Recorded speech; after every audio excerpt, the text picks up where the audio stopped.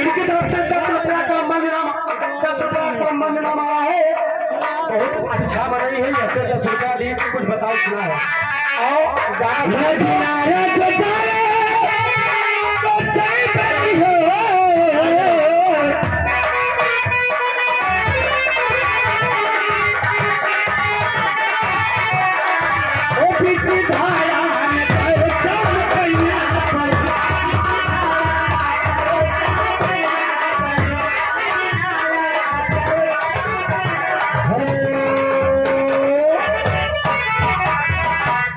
यार हमारे जोखू भाई रामगढ़ी में कहावा की तरफ से एक ये जोखू भाई रामगढ़ी में कहावा की तरफ से ये 10 रुपये का शानदार पुरस्कार कलम राम में दिए हैं। और उनका कहना है कि जाने जिगर की छलनी कब तक छुपी रहेगी, जाने जिगर की छलनी कब तक छुपी रहेगी, एक ना एक दिन तुम बाजार में बिकोगी।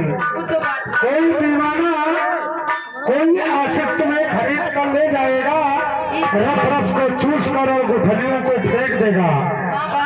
लगाओ, शुक्रिया लगाओ।